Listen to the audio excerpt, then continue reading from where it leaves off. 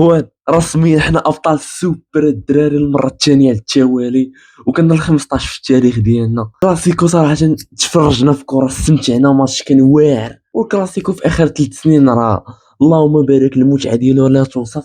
بدا ما يقارنوا ليه بماتشات ديال الشامبيونز ليغ ولا ماتشات ديال البريمير ليغ.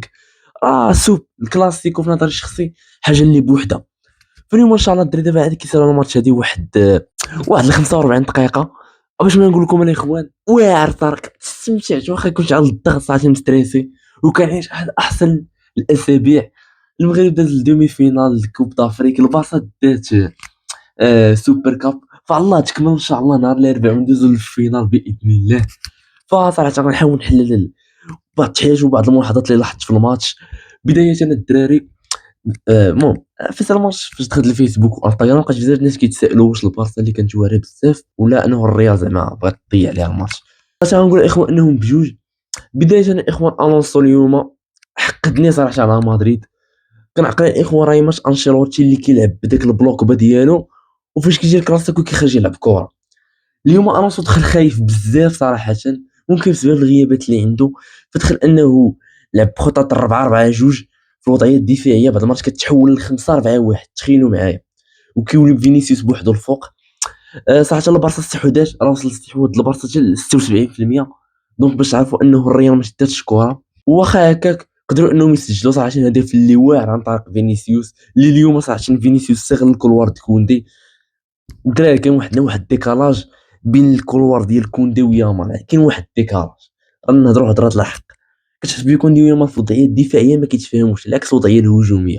ما عرفتش صراحه مناش هذا المشكل، افهمت اي صراحه لقى لها شي تفسير والو. كوندي اليوم راه كان في الميطا الاولى ناقص بزاف، حتى الدوزيام ميطا في نص الساعه الثانيه فاش الا كيخرج فيني تحرر شويه. شفنا الاخوان انه كذلك ما كانش داك الضغط اللي كيما كان في الكلاسيكو الاول ديال المان تومان، حيت انه اليوم الونسو ما قدرش انه يطبق المان تومان ديالو. حيت فليك على الاوراق كان كيبان انه كيلعب 4-2-3-1، ولكن هو في وسط الملعب كتسويتشات 3-2-4-1 في بعض الحالات، حيت كون اللي كنشوفوا انه كونتي كيتحول سنتر باك ثالث. وهنا فين كتعطى الحريه، فين كيولي عندنا الدراري 4 اللعابه كيضغطوا من الوسط. عندك اللي هما بالدي، رافينيا كيدخل الوسط، وعندك لوبيز ويامال. هنايا الدراري كتولي كتلعب بواحد الشراسه اللي راه اللعابه د مدريد ما قدروش انهم يواكبوها. ورغم انه باي ذا واي واخا البارسا ماركات، الونسو بقى راجع اللور، وهذا واحد المشكل كبير دارو. ما لقالوش كاع الحل صراحه، ما عرفتش علاش، وشوخ كان خايف بزاف. كذلك الاخوان باش نهضروا هضره الحق، البارسا دفاعيا كارثه، راه كارثه عظمى. قلت لكم في الفيديو ديال المشاكل فليك مع البارسا، راه قلت لكم ما نعولوش بزاف في الشامبيونز ليغ نوصلوا، حيت الاخوان راه لا يعقل داك الدفاع. الاخوان اكو بارسي اليوم راه ما جاش في بريمير ميط، والله ما جا الاخوان الله يرزيه. راه اريك بعدا خويا انت مالك في نظري الشخصي، الجوكر الحقيقي، كيلعب في كاع البلايص تبارك الله. في واحد الوقيته من الميليو كيخرج كره حتى للهجوم بوحدو في الشوط الثاني، فاللهم بارك عليه. كما قلت لكم اخوان كوبارسي وكوندي كانوا خارج التغطيه هذا الماتش. المهم الاخوان راه تيفهم ديشارجي كنزرف في الهضره.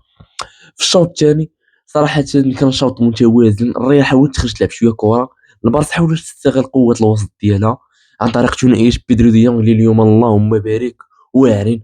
وكذلك التغييرات الدفليه الذكيه، حيت انه دخل طوريس، دخل كذلك اولمو. فهي البارسا زادت تحررات. واليوم رافينيا طبيعه الحال الكينغ ديالنا، اهداف رائعه ما كيحملش هو الاهداف السهله. عرفتي فاش ضيع داك البيت الاخوان، كنت عارف بلي انه غادي يعوضنا وغادي يماركي لنا شي بيوته، وفي الفعل ماركه ثنائيه، وهو حاليا اكثر فرقه ماركه عليا مدريد في 7 البيوته، اللهم بارك.